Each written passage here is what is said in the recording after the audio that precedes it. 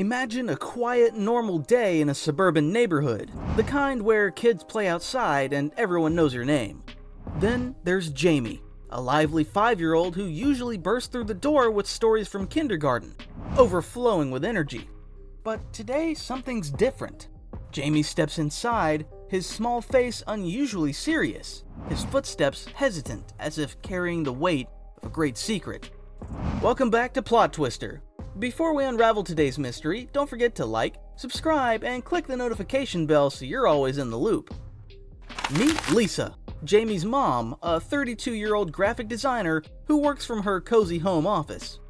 Her day is usually filled with calls and creativity, but it pauses the moment Jamie leans in. He whispers something so quietly into her ear that she has to lean closer to catch his words. The change in her expression is immediate, her eyes widening with concern, a mother's instinct triggered by her son's hushed tones. Without wasting a moment, Lisa reaches for her phone, her fingers dialing in a rush. She connects with David, Jamie's dad, who's just wrapping up his day at the office. Their conversation is a flurry of hushed urgency. Lisa's voice is low, her words clipped as she relays Jamie's message, each sentence laced with worry. David's response is just as grave, his "I'm coming home now" cutting through any usual end-of-day pleasantries. The evening sun casts long shadows across the living room where the family usually relaxes, but tonight the atmosphere is charged with a silent tension. Lisa paces by the window, phone in hand, occasionally glancing at Jamie, who sits quietly with his toys, the joy of play absent from his actions. As the day fades into night, the quiet of the house is a stark contrast to the storm of concerns in Lisa's mind. She looks over at Jamie, her son, who brought more than just his school bag home today. Something significant is brewing, something that could change everything. And as the night grows darker, so do the shadows of uncertainty in Lisa's heart. As dinner settles on the table, the usual chatter is replaced by a heavy silence that seems to press on the walls of the family home.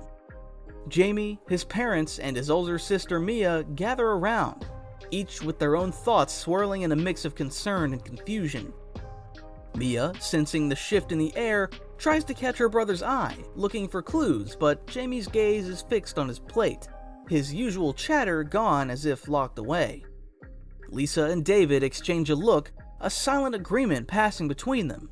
They need to handle this carefully, protectively, without stirring unnecessary fear in their children. While Mia is sent to start her homework, they sit Jamie down for a quiet, serious talk. They ask gentle questions, nodding encouragingly, piercing together Jamie's whispers without letting on how deeply they're affected. After tucking Jamie into bed with extra care that night, Lisa and David retreat to their study.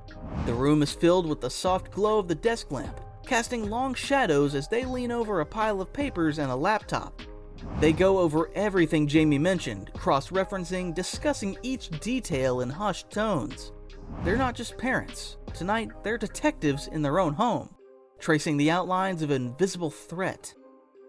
While Lisa dives deep into internet searches, sifting through news articles and parent forums, David paces beside her. His mind races as he tries to connect dots that aren't yet clear, his worry a tangible presence in the cramped study. Each click and scroll Lisa makes seems to thicken the air around them, the glow of the screen a beacon in their growing sea of concern. The clock ticks loudly in the quiet house, marking time that seems to stretch too long. Lisa finally steps back from the computer, her eyes tired but determined. She's found something, a piece of information that deepens the furrow in her brow. It's late and the world outside is silent, but inside the storm of worry is far from over. They decide it's time to visit Jamie's kindergarten tomorrow, to see for themselves what might be amiss at the place that's supposed to be a haven for their son. Early the next morning, as the sun barely peeks over the horizon, Lisa drives to Jamie's kindergarten. Her hands are tight on the steering wheel, each turn toward the school tightening the knot of anxiety in her stomach. She arrives before the first bell, her eyes scanning the colorful playground, the cheerful murals on the walls, searching for anything amiss, anything that might hint at the secrets whispered in a mother's ear. Inside, Lisa engages in conversations with the teachers and the principal, Mrs. Hudson. Her questions are casual but probing, cloaked in concern for Jamie's recent quiet behavior. The teachers share smiles and reassurances, but Lisa's trained eye catches brief hesitations, quick glances exchanged. Nothing concrete, but enough to keep the ember of worry glowing hot and bright in her chest. Back at home, Mia, sensing the growing tension, approaches her mother. In a quiet voice, she mentions how Jamie hasn't been himself today, especially after a new teacher, Mr. Benson, started last week. Mia's innocent observation, meant to help, adds another layer to the mystery, pushing Lisa to consider angles she hadn't before.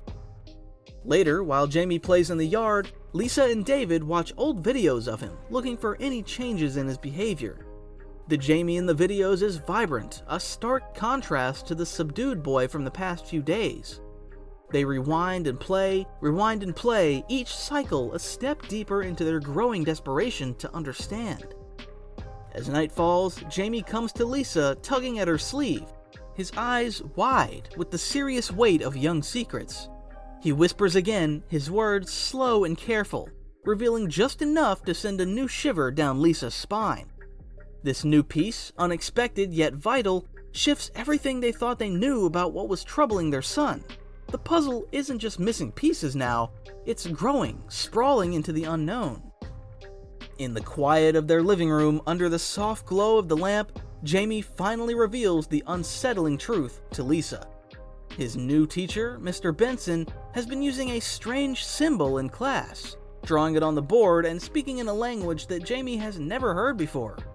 The symbol, unfamiliar and intricate, made Jamie feel uneasy, a feeling he couldn't shake off, prompting him to confide in his mother. With this new information, the weight of what might be happening at the kindergarten becomes clearer, and the gravity of the situation settles in around Lisa.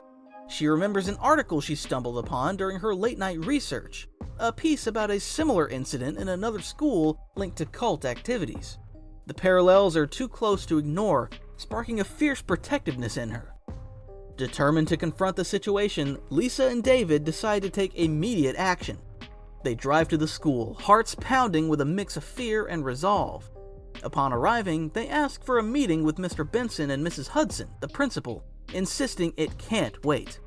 The tension in the room is palpable as they begin to lay out their concerns, their voices steady but filled with an urgency that brooks no delay. The conversation escalates quickly.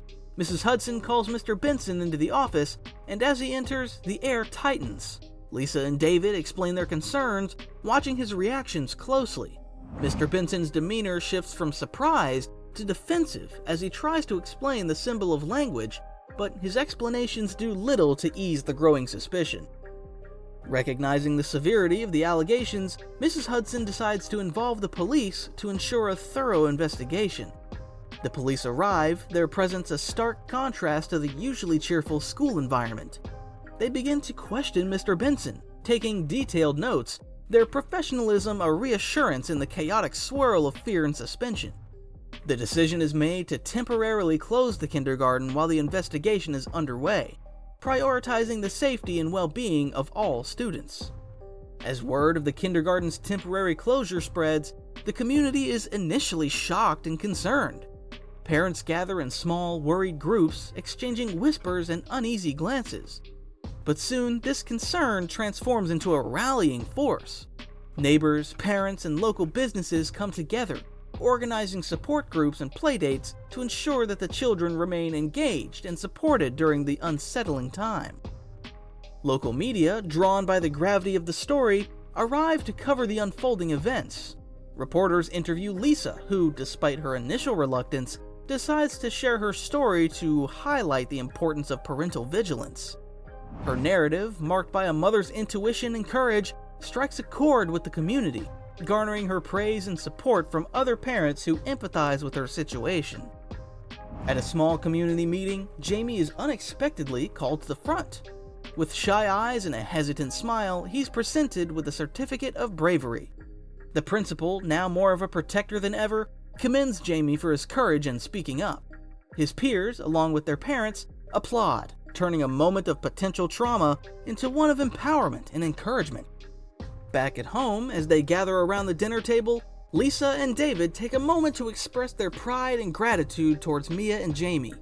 They discuss the importance of family and being there for each other, no matter what. The conversation is gentle and affirming, reinforcing the bonds that have only grown stronger through the ordeal. In the quiet of the evening, as Lisa sits on the porch watching Jamie and Mia play in the yard, she reflects on the whirlwind that had engulfed their lives. She thinks about the power of listening, truly listening to the little voices that often go unheard. Her heart swells with relief and pride, knowing that trusting her son's instincts had led to protecting not just him, but all his classmates. The kindergarten's reopening brought not only a return to routine, but also a wave of new policies focused on safety and communication between parents and staff. Lisa watches as other parents drop off their children, the smiles and waves exchanged with teachers now carrying a deeper sense of trust and community. It's a testament to what can be achieved when everyone works together for the common good.